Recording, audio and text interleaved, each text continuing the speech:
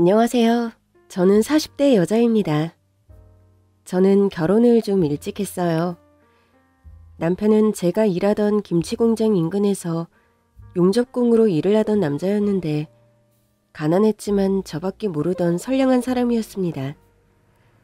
남편과 제가 회사가 가깝다 보니 종종 인근 식당에서 한 번씩 마주치곤 했는데 선량해 보이는 미소가 자꾸 눈길이 가던 사람이었어요. 그런데 어느 날 계산을 하려고 보니 식당 주인 아저씨가 그러는 거예요. 그 용접공이 내고 갔어. 아까 저쪽에서 밥 먹고 있던 그 남자요? 응. 평소엔 서너새 무리와 다니더니 그날은 어쩐 일인지 혼자 밥을 먹으러 왔더라고요. 저랑 공장 언니가 먹은 밥값을 내고 갔더니 무슨 뜻인가 싶기도 하고 혹여나 제가 아니라 언니에게 관심이 있는 걸 수도 있으니 너무 오버는 하지 말자 싶었어요. 그리고 며칠 뒤 또 같은 식당에서 그와 마주쳤습니다. 어쨌든 밥을 얻어먹은 입장이니까 감사의 인사라도 전할 겸 말을 걸었어요. 안녕하세요. 지난번에 저희 밥값을 내주셨다고. 에? 아닌데요? 아니라고요? 아닌데. 주인 아저씨가 그쪽이 내주셨다고 그랬는데. 제가 그럼 착각을 했나 보네요. 잘못 낸 거예요. 신경 쓰지 마세요.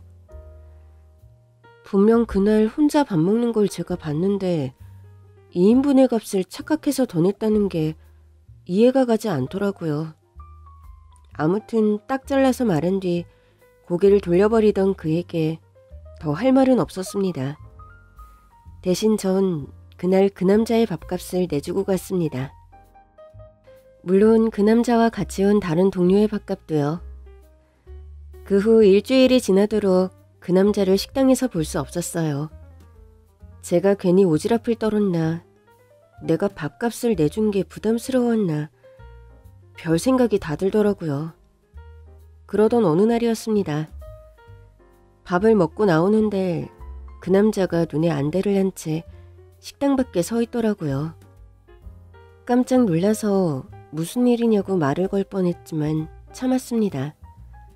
그냥 가볍게 목인사만 하고 지나가려는데 그 남자가 절 부르더라고요. 저 부르셨어요? 동료 언니는 눈치껏 먼저 가겠다고 하더니 자리를 비켜주었고 우리는 한동안 어색함에 말을 잇지 못하고 있었습니다.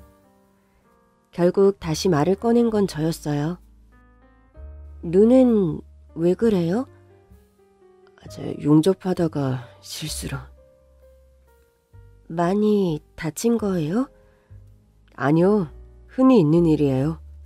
제가 아직 미숙해서 그래요. 그리고 또다시 정적이 흘렀죠. 답답해서 못 참겠더라고요. 전 왜 부르신 건데요? 그게... 그는 한참을 주저하다가 말했습니다. 그때 밥값 감사합니다. 그런데 그게 다더라고요? 그 얘기하려고 기다렸다고요? 그러니까 그게... 아무리 기다려도 그러고 말기에 그냥 공장으로 돌아가려던 그때였습니다. 저 점심시간이 다 끝나가서 가봐야 할 것 같아요. 밥값 실수로 낸 거 아니에요. 네? 그때 밥값 낸 거 일부러 낸 거예요. 그때 같이 일하는 형이 옆에 있어서 저도 모르게 아니라고 잡아댔어요. 그의 말을 끝으로 우리는 또 한동안 말이 없었습니다. 그러나 그 순간 우리 사이로 살랑 불어오던 바람이 어쩐지 간지럽더라고요. 그날 이후 우리는 종종 만나 점심도 먹고 일이 끝나는 시간에 맞춰 영화도 봤습니다. 그러다 진실을 알게 되었죠. 실은 첫눈에 반했었어. 그래서 자꾸 그 식당에 가서 밥 먹고 그랬는데 말을 못 걸겠더라고. 그래서 한 번은 형들이 다른 데 가서 밥을 먹자고 그러길래 할 일이 있다고 둘러대고 혼자 그 식당으로 간 거지. 마침 당신이 있기에 너무 좋아서 대뜸 밥값부터 내버리고 온 거야. 하여튼 쑥맥이야. 밥값만 내고 가면 어떡하냐? 내가 말 거니까 정색하고 실수를 낸 거라고 그러길래. 내가 아니라 나랑 같이 다니는 언니한테 관심이 있나 했네. 절대 아니야. 난 처음부터 끝까지 당신만 보였어. 앞으로도 그럴 거야. 그렇게 우린 자연스럽게 연인이 되었고 결혼까지 하게 됐습니다. 서로 직장이 가까우니까 출근도 같이 하고 시간이 맞으면 퇴근도 같이 했습니다. 그렇게 알콩달콩 지내던 중에 불현듯 시어머니가 마음에 걸리더라고요. 여보, 어머니 나이도 많으신데 우리가 모셔야 하지 않을까? 당신 힘들지 않겠어? 힘들긴 무슨. 그리고 아이 낳으면 어머니 도움도 종종 필요할 거야. 그때 가서 합치느니 지금부터 합쳐서 같이 사는 것도 괜찮을 것 같아. 나야 그래주면 고맙지. 사실 어머니가 늘 걱정이었거든. 그렇게 우리는 합가를 해 시댁으로 들어갔어요. 시어머니도 남편처럼 워낙 선량한 분이었어요.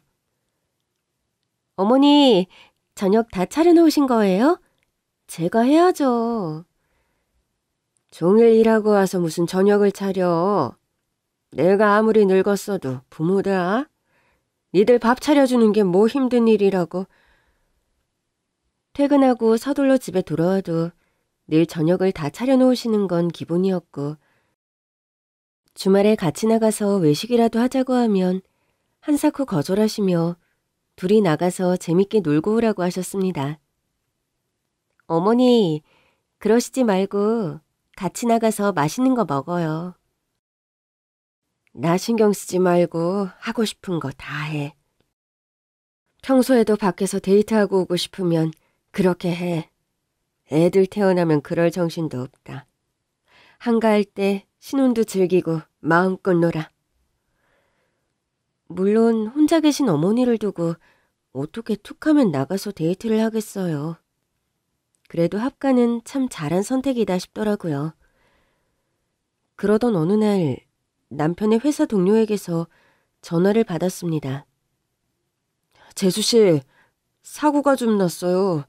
지금 병원으로 가는 중인데 바로 오셔야 할 것 같아요. 그즘 저는 남편 회사 동료들과 꽤 친했어요.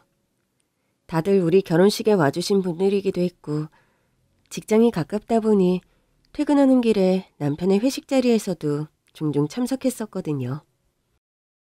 남편이 하는 일이 용접이다 보니 종종 사고가 있긴 했지만 회사에서 연락을 받은 건 처음이었습니다. 급히 병원으로 가보니 남편의 몰골이 말이 아니었습니다. 왜 이렇게 다친 거예요? 철제 더미에 깔렸어요. 네? 남편의 상태는 매우 좋지 않았습니다. 숨은 쉬고 있었지만 의식이 없는 상태였어요. 결국 의사가 그러더라고요. 마음의 준비를 하시는 게 좋겠습니다. 오늘 밤이 고비입니다. 결국 남편은 그 밤을 넘기지 못하고 세상을 떠났습니다. 제가 슬픈 것도 슬픈 건데 이 사실을 시어머니께 어떻게 알려야 할지 모르겠더라고요. 아들 하나 보고 사신 분인데 충격이 너무 클 것 같았어요. 어머니, 놀라지 말고 들으세요. 사고가 나서... 그런데 목이 메서 더 말을 못하겠는 거예요. 알았다. 무슨 소린지 알았어. 의외로 시어머니는 차분하셨고 병원에 와서도 눈물을 참으시며 하나뿐인 아들의 마지막 길을 침착하게 배웅하셨습니다. 장례가 끝난 뒤에야 시어머니는 참았던 눈물을 쏟아내시더라고요. 아가, 너도 나 떠나서 새 출발해. 행여나 너까지 저렇게 되면 난 살 수가 없을 것 같다. 저는 그런 시어머니와 부둥켜 안고 한참을 울었습니다. 그런 말씀 마세요. 제가 평생 모실 거예요. 저는 혼자 남은 어머니를 외면할 생각이 없었어요. 가족으로 만난 사람들끼리 서로 의지하며 살아야 한다고 생각했죠. 문제는 남편의 회사 사장이 남편의 사고를 산재로 처리해주지 않으려고 했다는 겁니다. 이게 어떻게 산재가 아니에요? 아니, 철제 더미가 거기서 쏟아질 줄 누가 알았겠습니까? 이건 우연히 일어난 사고죠. 일을 하다가 일어난 사고라서 산재인 거예요. 아니, 무슨 그렇게 심한 말을 하십니까? 이게 무슨 산업재해라고 산재니 뭐니 하시는 거예요. 그렇게 말씀하시면 우리 사업장이 무슨 재해를 불러일으킨 것 같잖아요. 정 그러시면 제가 위로금은 조금 드릴게요. 그렇지만 산재 처리는 근거가 없어서 할 수가 없습니다. 남편의 회사 사장은 저에게 미안하다는 말 한마디도 하지 않았습니다. 그러더니 남편의 통장으로 겨우 200만 원을 넣었더라고요. 그게 위로금인 모양이었습니다. 저는 그게 남편의 목숨값인 것 같아 더 서러웠습니다.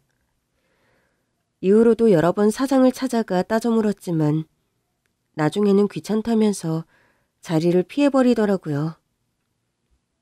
저는 결국 소송을 할 생각으로 남편의 직장 동료들을 찾아갔습니다. 증언 좀 해주세요. 변호사하고 상담하고 왔는데 남편이 사고를 당한 구역이 CCTV에도 없는 사각지대라서 동료들의 증언이 필수적이래요. 에? 증언이요? 근데 제가 사고 당하는 순간을 목격한 게 아니라서. 그런데 남편과 함께 밥도 먹고 우리 결혼식에도 왔던 직장 동료들이 전부 발뺌을 하는 겁니다. 그래도 철제에 깔린 건 보셨잖아요. 그게 저는 구출할 때 봤죠. 구출한 다음에 봤어요. 그래서 이게 증언이 될지 모르겠네요. 다른 동료들을 찾아가 봤지만 마찬가지였습니다. 철제가 무너지는 소리에 놀라서 가보긴 했는데 제가 갔을 때는 구출되고 있었어요. 철제 무너지는 소리에 가보셨다면서요. 그렇죠. 근데 제가 다른 일을 하고 있었으니까 일을 다 마치고 갔죠. 그래서 깔린 건 못 보셨다는 거예요? 그럼 119가 올 때까지 우리 남편은 거기 계속 깔려 있었다는 거네요? 에? 그건 저도 모르죠. 아무튼 저는 못 봤습니다. 나중에는 기가 차서 그들에게도 따져 묻게 되더라고요. 이봐요. 당신 사람이야? 사장이 시킨 거죠. 증언하지 말라고. 증언하면 자른대요? 한 사람이 직장에서 일하다가 가족들과 인사도 못하고 세상을 떠났어요. 같이 일한 동료였잖아요. 그런데 이렇게 나온다고요? 글쎄 재수씨, 왜 자꾸 저한테 그러세요? 산 사람은 살아야죠. 이건 언제든 그쪽한테도 일어날 수 있는 사고잖아요. 이렇게 처리해버리면 나중엔 당신들도 산재 처리 못 받는다고. 아무리 호소를 해도 그들은 자기는 모른다는 태도로 일관했습니다. 변호사를 찾아가 봤지만 동료들의 증언이 없으면 승산이 없다고 하더라고요. 남편분이 살아계신다면 어떻게든 산재 처리를 하는 게 더 낫겠지만 승산이 없는 소송을 해봤자 패소하면 돈만 더 날리게 되잖아요. 차라리 위로금을 더 받는 쪽으로 제가 합의를 진행해보면 어떨까요? 그 회사도 소송 걸려서 좋을 건 없을 거예요. 그즘 전 너무 지쳐 있었어요. 변해버린 남편 동료들의 태도로 인해 사람이라면 신물이 나는 지경이었죠. 저는 알아서 처리해달라고 한 뒤 집으로 돌아왔습니다. 그런데 남편과 함께 쓰던 방, 거실, 부엌까지 모든 흔적이 너무 고통스럽더라고요. 일하다가 하루아침에 세상을 떠났는데 누구 하나 남편의 편을 들어주지 않는 현실이 더 힘들었던 것 같아요. 저는 결국 시어머니에게 부탁했습니다. 어머니, 저 당분간만 좀 나가서 지낼게요. 이 집에 있으니까 계속 남편 생각이 나서 못 견디겠어요. 그의 생각만 하면 너무 서럽고 억울하고 보고 싶고 그래요. 이대로는 제대로 살 수가 없을 것 같았습니다. 그래, 네 마음 다 안다. 너 편해질 때까지 얼마든지 그렇게 해. 저는 오래 다녔던 김치 공장에 휴직계를 냈습니다. 만나는 사람마다 저를 위로하는데 나중에는 그게 더 곤혹스럽더라고요. 이후 먹고 살기 위해 시작한 일이 배달 일이었습니다. 배달기사로 일을 하던 어느 날 익숙한 번호로 배달 주문이 왔기에 가보니 시댁이더라고요. 하이바를 쓴 채 초인종을 누르자 웬 남자의 목소리가 들렸어요. 왜 이렇게 늦어요? 음식을 받으러 나온 남자를 보는 순간 저는 화들짝 놀라고 말았습니다. 죽은 남편이 제 앞에 있었으니까요. 사실 배달 일을 시작하게 된 건 자연스러운 선택이었어요. 저희 친정이 중국집을 했거든요.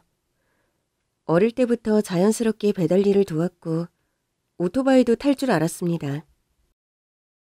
김치 공장을 간둔 뒤 한동안 친정에 가 있었는데 놀면 뭐하나 싶어 배달을 대신 다녀오겠다고 했거든요. 배달을 위해 오랜만에 오토바이를 탔는데 속이 다 뻥 뚫어지더라고요.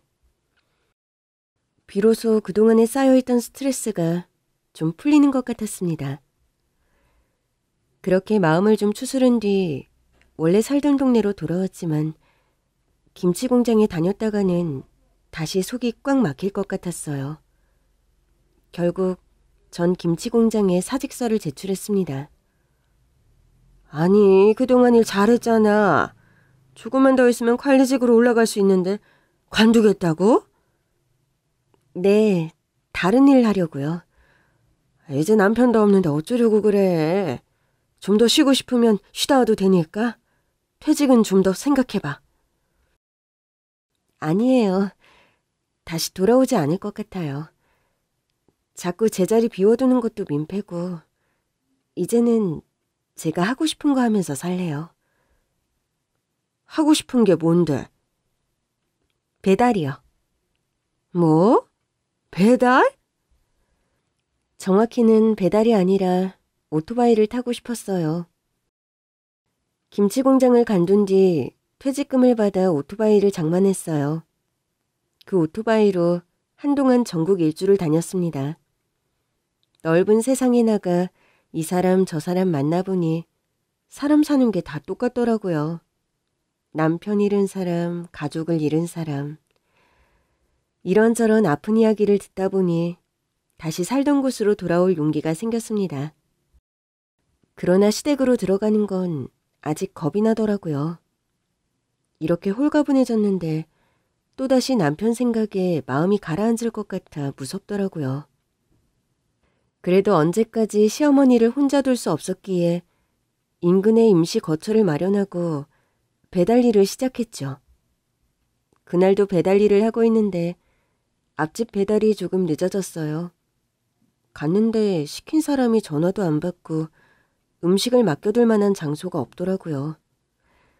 그래서 다음 집으로 일단 출발부터 했는데 앞집에서 전화가 온 겁니다. 혹시 배달 오셨어요? 네, 근데 전화를 안 받으셔서 다음 집 먼저 갔다가 가야 할 것 같아요. 이미 많이 늦어서요. 아니, 우리 집이 먼저인데 다른 집 먼저 가겠다뇨.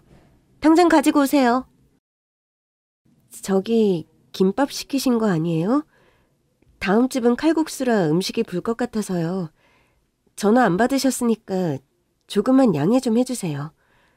아니, 내가 안 받고 싶어서 안 받았어요? 화장실에 있느라 못 받았단 말이에요. 그럼 앞에 두고 갔으면 되잖아요. 공용 현관문이 잠겨있는데 어떻게 앞에 두고 갑니까? 그러다 분실되면 제 책임이잖아요.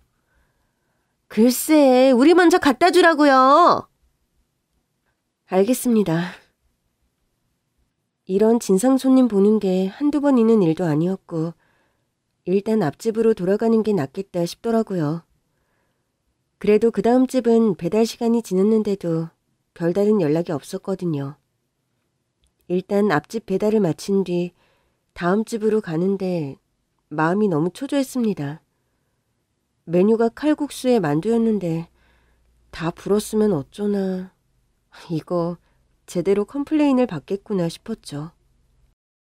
다음 집은 시어머니 댁과 같은 빌라여서 길을 잘 아는 곳이었어요. 빌라 정문에 도착해 구체적인 주소를 확인하던 저는 깜짝 놀라고 말았습니다. 주문한 집이 바로 시댁이더라고요. 어머니가 배달 음식을 드신다고? 지금껏 어머니가 배달 음식 드시는 걸 본 적이 없었기에 설마 시댁에서 음식을 시켰을 거라곤 생각도 하지 못했습니다. 그러고 보니 전화번호도 시어머니의 번호더라고요. 일단 음식을 들고 가서 현관 앞에 서긴 했는데 도저히 초인종을 못 누르겠는 거예요. 그래서 시어머니께 전화를 걸었는데 전화를 안 받으시더라고요. 시댁은 당장이라도 도어락을 열고 들어갈 수 있는 제 집이기도 했어요. 그러나 그 문을 여는 순간 또다시 남편과의 모든 기억이 돌아와 괴로울 것만 같았습니다. 그래도 음식이 더 식기 전에 배달을 해야 했기에 저는 하이바를 벗지 않은 채 초인종을 눌렀습니다. 아, 왜 이렇게 늦어요? 인터폰으로 저를 확인한 건지 웬 남자가 버럭 소리치며 문을 열더라고요. 좀 이상했습니다. 시댁에 남자가 있을 리가 없었으니까요. 죄송합니다. 앞집 배달이 좀... 그러나 전 제 앞에 있는 남자를 보는 순간 말문이 막히고 말았습니다. 여보? 환상을 보는 줄만 알았어요. 너무 오랜만에 집에 온 거니까. 남편이 그 문을 열어주는 것 같은 환상을 본 건가 싶었죠. 이거 꿈이야? 지금 당신 내 꿈에 나타난 거야? 네? 여보? 당신? 무슨 말씀을 하시는 건지. 아, 저 미혼이에요. 그러나 그가 남편과 똑같은 얼굴로 미혼이라고 말하자 울컥 화가 나더라고요. 당신이 어떻게 미혼이야? 내가 당신 와이프인데.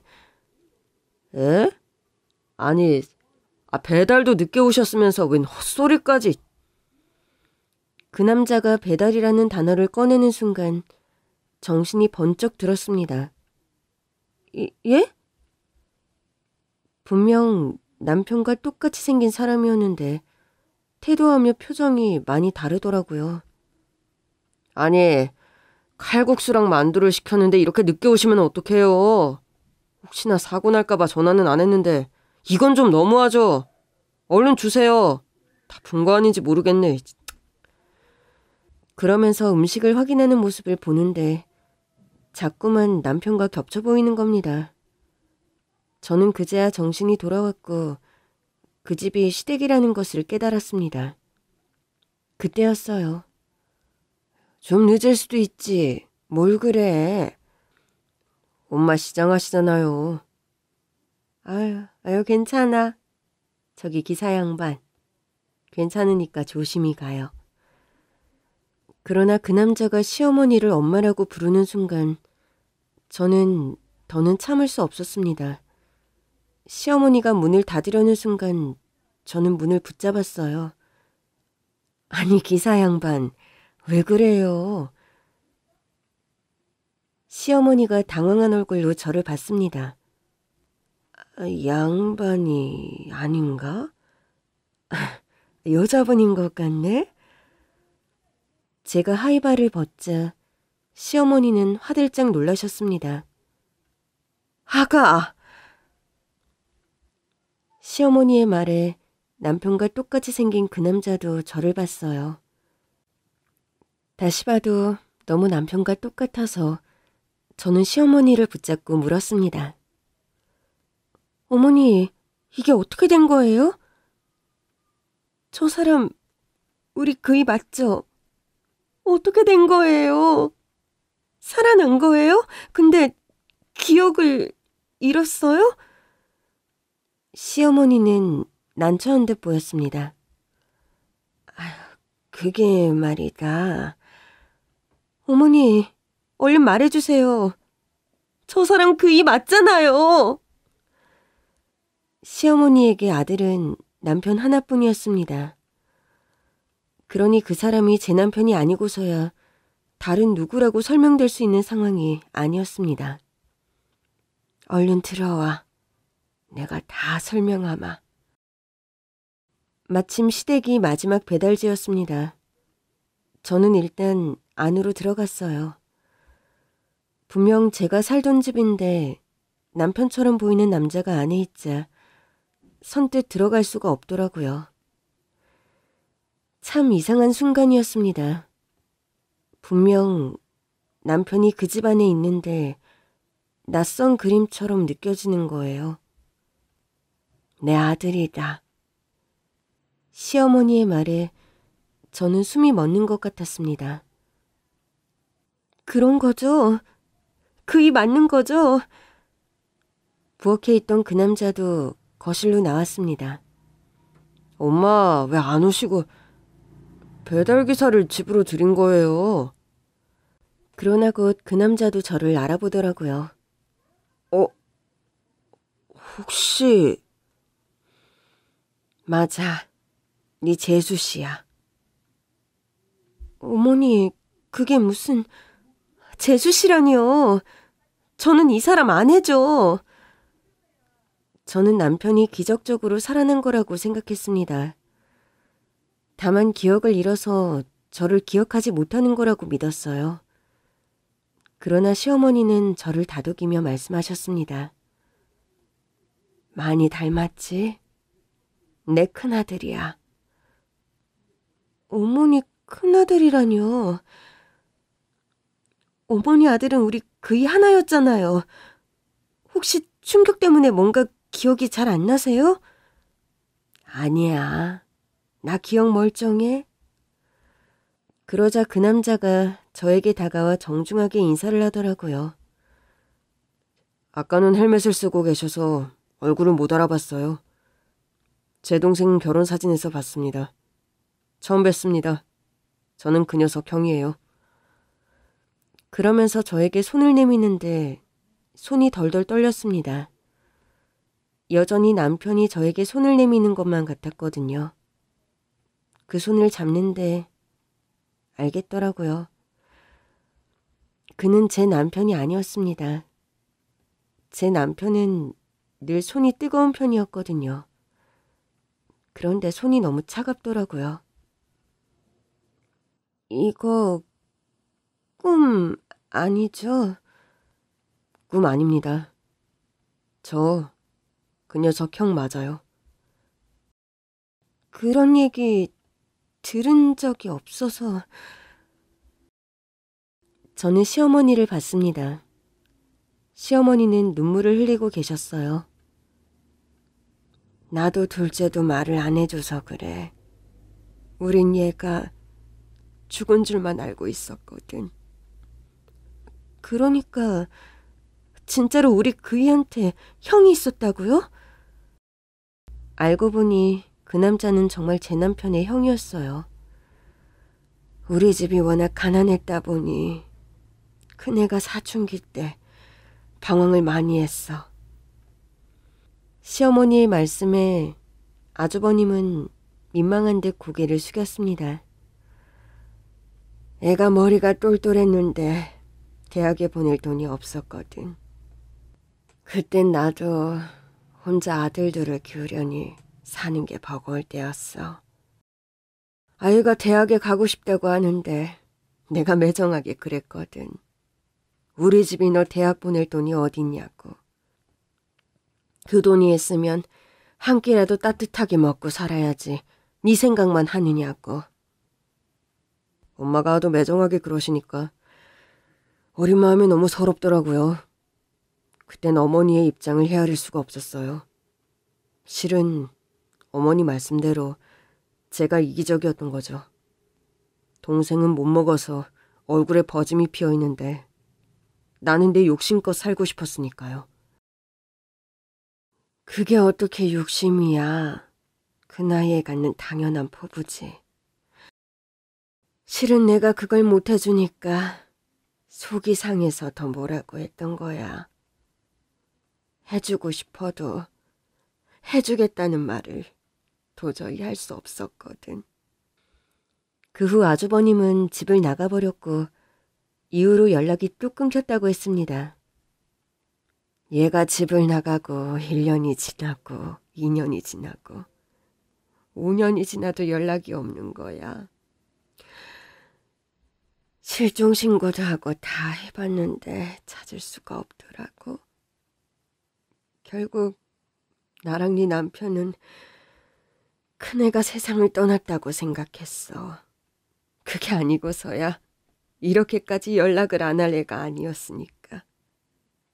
그 생각만 하면 밤새 우는 날도 많았어. 애가 어디서 고생을 하다가 쥐도 새도 모르게 세상을 떠난 건 아닌가. 얼마나 외롭고 힘들었을까 싶어서 그냥 어떻게든 대학에 보내줄걸. 그냥 보내준다고 말이라도 해서 붙들어 놓을걸 싶었지. 엄마가 제가 집 나갈 줄 어떻게 아셨겠어요. 야반도주하듯 사라졌는데. 모자의 이야기를 듣고 나니 그제야 눈앞에 있는 사람이 남편이 아니라 아주버님이라는 게 믿기더라고요. 그래서 아주버님은 왜 연락을 안 하셨던 거예요? 사실 엄마에 대한 미움이 늘 있었어요.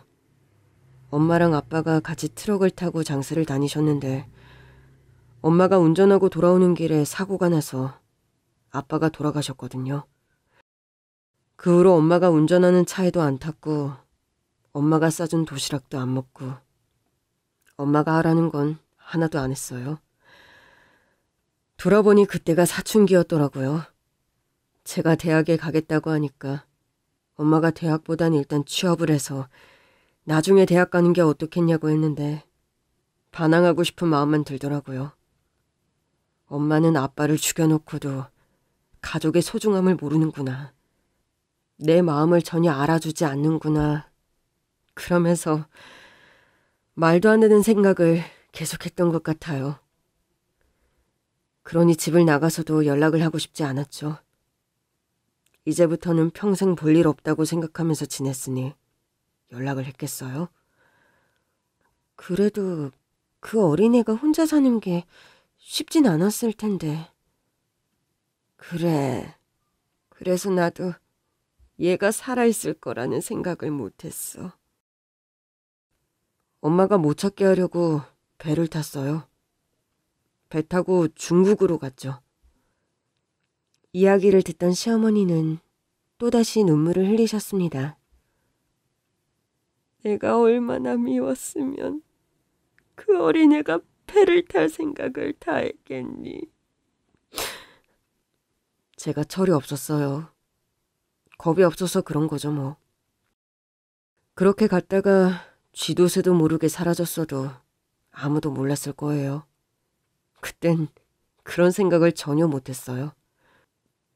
그럼 언제 돌아오신 거예요? 이제 막 3일 됐어. 안 그래도 너한테 연락을 하려던 참인데 네가 배달기사로 떡하니 온 거지. 아까는 진짜 남편인 줄 알았어요. 너무 닮아서. 어릴 때부터 나이 차이는 좀 있는데 쌍둥이 같다는 소리를 많이 들었어. 그러고 보니 아주버님의 나이가 좀 더 많아 보이긴 하더라고요. 그이가 없어서 많이 놀라셨죠? 실은 알고 왔습니다. 네? 먼 중국 땅에서 연락도 안 하고 지내던 사람이 어떻게 동생의 부고를 알고 온 건지 의아했습니다. 사실 제가 회사를 운영하는데 동생이 다니던 회사의 가장 큰 고객이었어요. 정말요? 네. 그런데 얼마 전에 그 회사 사장이 중국으로 저를 만나러 왔었거든요. 재계약을 앞두고 있거든요. 와서 비싼 식사도 대접하고 그러길래 흔히 있는 일이라 그러려니 했었어요. 그런데 그 사람이 대뜸 최근에 자기 회사에 골치 아픈 일이 있었다면서 사장 노릇이 힘들다고 하소연을 하더라고요. 직원 하나가 사고로 세상을 떠났다고요. 사장이 아주버님에게 말한 그 사고는 제 남편이 당한 사고였습니다. 원래 같으면 산재 처리할 만한 일도 아니었는데 그 와이프가 와서 고소하겠다고 난리를 치더라고요. 그래서 어떻게 처리하셨어요? 그 직원이 진짜 열심히 일하던 사람이었거든요. 그래서 그냥 산재 처리해줬죠. 회장님도 아시겠지만 산재 처리해서 제가 좋을 게 하나도 없잖아요. 그래도 어떻게 해요? 직원들 아끼는 마음으로 했죠. 잘하셨네요. 그래도 내 회사에서 일하다가 세상을 떠났으면 책임지는 마음을 가져야죠. 회장님은 제 마음 알아주실 줄 알았습니다. 제가 이렇게 힘들게 산다니까요. 그 사장은 아주버님의 마음에 들기 위해 자신이 한 선행과 노고에 대해 열심히 떠들어댔고 아주버님은 그 얘기에 재계약을 마음먹었다고 했습니다. 저랑 오래 계약을 한 사장이라 저를 잘 알았던 거죠. 우리 회사가 약자들을 돕는 사업과 기부도 많이 하고 있었거든요. 말도 안 돼요. 그 사람 우리 남편한테 산재 처리 안 해줬어요. 예, 저도 압니다. 처음엔 그 사장 말을 믿고 비서에게 재계약 서류까지 준비하라고 했었어요. 그런데 비서가 그 사장과 전혀 다른 보고를 하더라고요. 회장님, 이 회사랑 재계약하실 생각이신가요? 얼마 전에 철제 더미가 무너지는 사고가 있었다고 하던데요. 그래? 그래서 직원 하나가 세상을 떠났다고 하더라고요. 아주버님은 그제야 사고의 내용을 알게 됐고 그 정도면 산재 처리를 당연히 해줘야 하는 일이 아닌가 싶었대요. 산재 처리가 필요 없는 일인데 해줬다고 한 말이 걸리더라고요. 그래서 비서에게 진상을 좀 더 알아보고 한 뒤 재계약을 미뤘죠.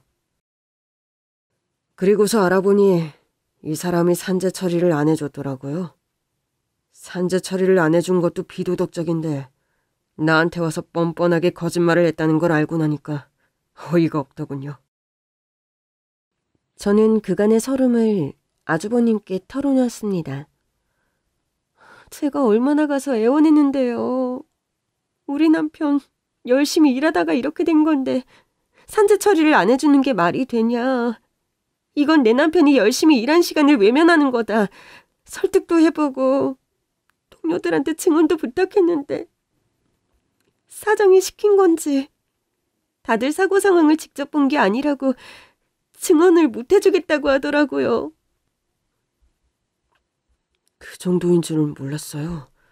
다만 그 회사 상황을 직접 보고 재계약을 결정하려고 한국에 왔어요. 어쨌든 기존에 거래하던 곳인데 해명 기회도 주지 않고 재계약을 무산시킬 수는 없겠더라고요. 그래서 아주버님은 불시에 남편이 다니던 회사 사장을 찾아갔고 그는 무슨 귀신이라도 본 것처럼 놀라더랍니다. 왜 그렇게 놀라십니까? 예? 아니 그게 늘 중국에서만 뵙다가 여기서 뵈니까 제가 알던 사람이랑 많이 닮으셨네요. 제가요? 아닙니다. 제가 무슨 헛소리를. 한국에 다 오시고 어쩐 일이십니까? 아주버님은 그때부터 느낌이 이상했대요. 그 사장이 너무 당황하는 것도 그렇고 자신과 그렇게 닮은 사람이라면 동생밖에 없을 테니까요. 사실 처음 그 회사에 계약 기회를 준 건 그 회사가 제 고향 동네에 있어서였어요. 그런데 그 사장이 절 보고 누굴 닮았다고 했다가 말을 황급히 얼버무리니까 이상할 수밖에요. 아주버님은 그 사장에게 단도직입적으로 물었다고 해요.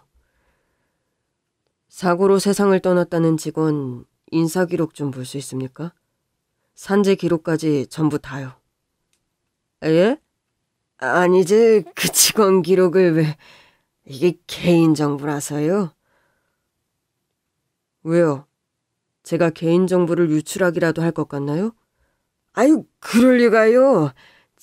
그래서가 아니라 아무래도 고인이기도 하고. 재계약을 원한다면 보여주세요. 확인할 게 있어서 그럽니다. 결국 사장은 아주버님 앞에 남편의 인사기록을 가져왔다고 합니다.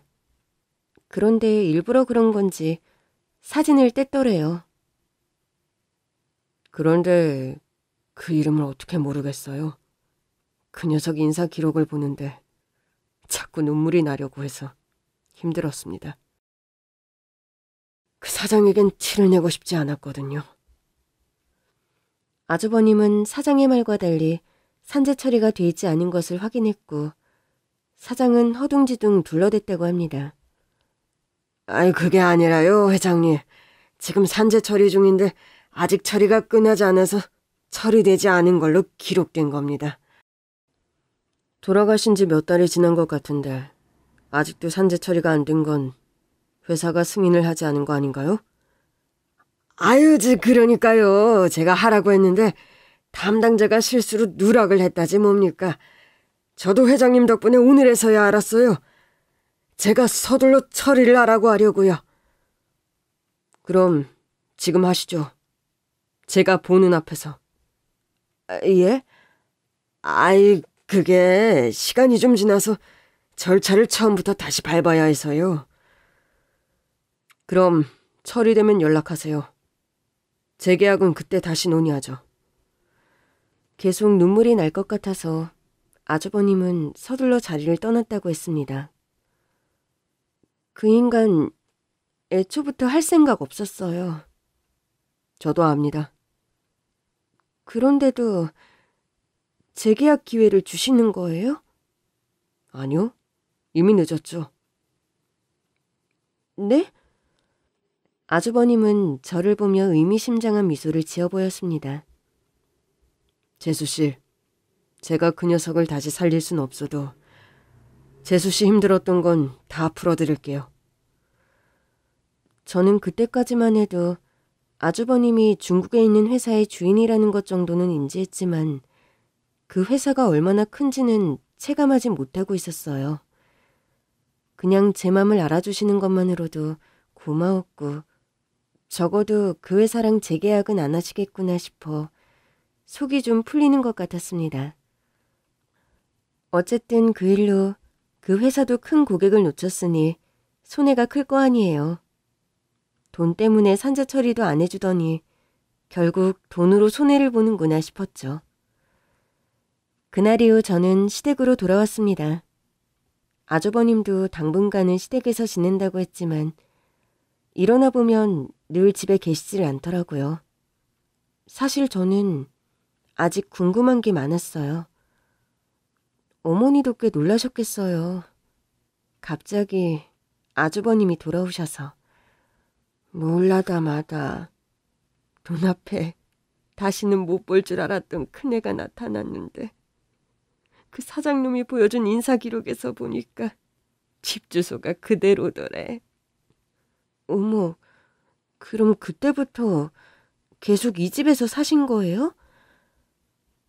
애가 살아있을 리 없다고 생각하면서도 이사는 못 가겠더라고. 애가 언제라도 찾아올 것만 같아서. 그 덕에 다시 만나신 거네요. 근데 어머니는 안 헷갈리셨어요? 전 처음 봤을 땐 진짜 우리 그이인 줄 알았어요. 그래도 내가 엄마잖니. 보는 순간 알겠더라고. 시어머니는 아주버님을 끌어안고 한참을 우셨다고 했습니다. 그래도 하늘이 나를 버리지든 않는구나 싶더라고. 둘째를 보낸 아픔이야 평생 가겠지만 첫째라도 돌아온 게 얼마냐 싶었어. 나는 걔가 동생 간 건 모르고 온 줄 알았는데 이미 알고 있어서 더 놀랐지 뭐. 오랜만에 배달을 쉬며 시어머니와 그간의 이야기를 나누던 그때였습니다. 모르는 번호로 전화가 오기 시작했어요. 받을까 말까 고민하다가 받았는데 남편이 다니던 회사 사장이더라고요. 제가 만나 뵙고 좀 드릴 말씀이 있는데 회사로 좀 와주시겠습니까? 전 할 말 없는데요. 산재 문제로 연락드린 거예요. 오시는 게 이득이실 텐데요. 사장은 상당히 건방진 투였습니다. 그러니까 인심 써둘 테니까 나더러 와라 이거예요? 솔직히 말해 인심 맞죠? 그동안 그 친구가 열심히 일한 것도 있고 이제라도 처리해 드릴까 하고 있으니까 일단 와보세요. 맘 같아선 당장이라도 끊어버리고 싶었지만 가보기로 했습니다. 도대체 무슨 소리를 더 하려고 이러나 궁금하더라고요. 갔는데 사장이 다리를 꼬고 앉아서는 일어날 생각도 안 하는 거예요. 와서 앉으세요. 그러면서 턱끝으로 소파 자리를 가리키더군요. 기도 안 찼지만 일단 앉았습니다. 산재 처리해 드릴 테니까 사진 몇 장 찍어줄 수 있죠? 곧이어 여러 번 본 사장 비서가 사진기를 들고 들어오더라고요. 그럼 찍을까요? 그러나 전 비서에게 가서 사진기를 빼앗았습니다. 아니, 왜 이러세요? 사진 안 찍을 거니까요.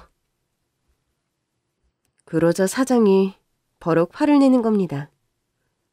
아니 해달라고 난리칠 땐 언제고 사진 한 장 안 찍겠다는 거예요? 가는 게 있으면 오는 것도 있어야지. 산재 안 받아요. 그럼 됐죠? 저는 그대로 사장실을 나가려고 했습니다. 그제야 사장이 달려와서 저를 붙잡더라고요. 아니 도대체 왜 이러는 거예요? 사장님이야말로 갑자기 왜 이러세요?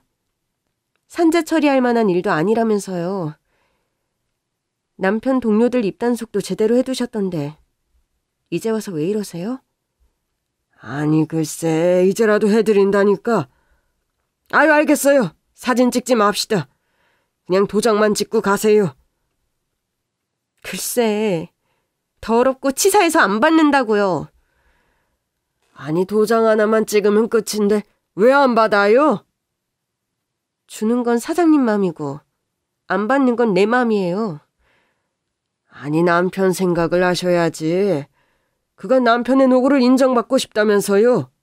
해준다니까. 사장님이 안 해줘도 우리 남편 열심히 산 거 우리 가족들이 기억하니까 됐어요.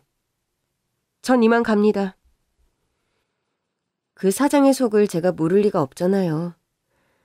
남편 산재 처리해주고 아주버님 회사와 수월하게 재계약을 하고 싶은 거겠죠.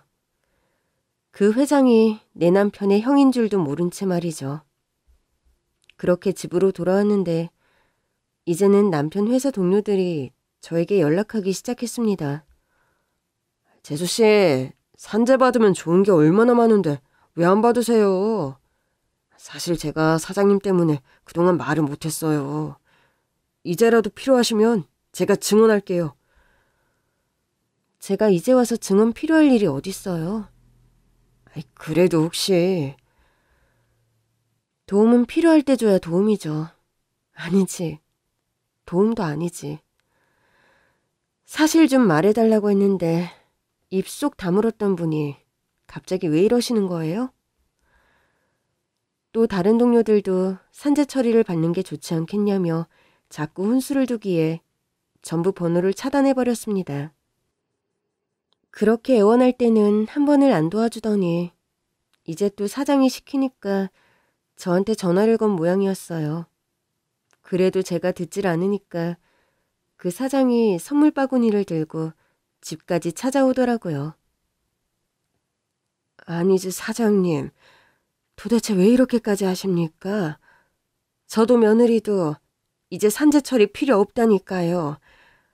어머님, 제가 그 친구를 얼마나 아꼈는지 모르실 겁니다.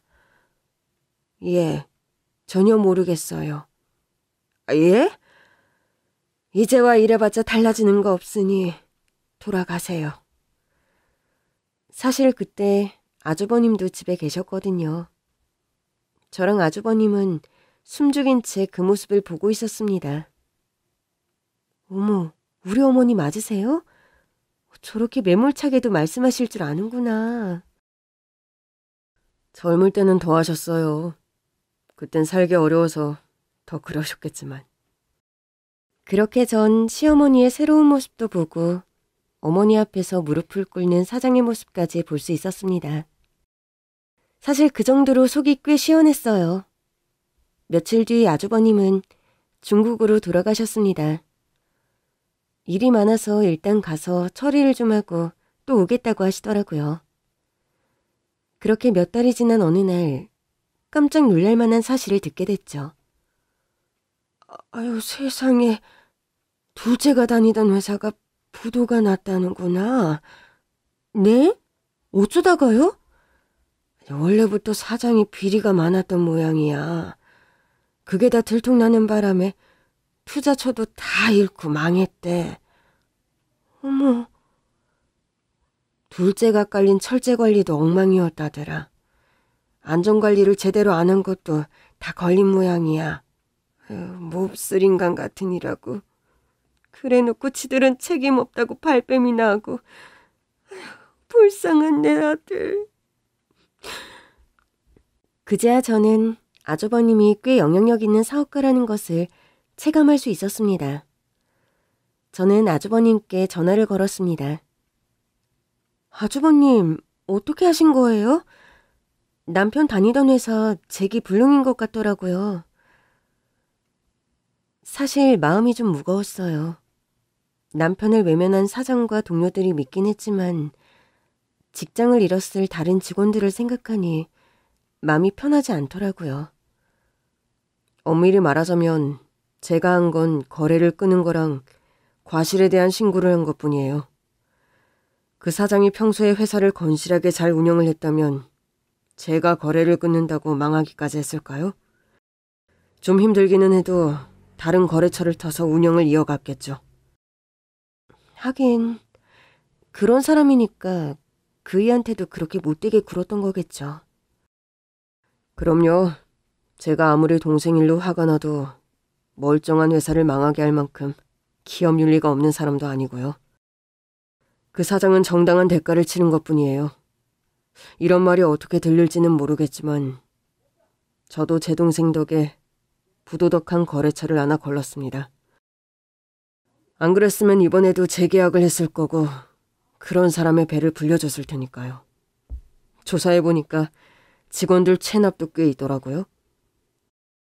정말요? 저희 남편은 체납까진 아니었고 좀 늦게 들어온 적은 여러 번 있었어요.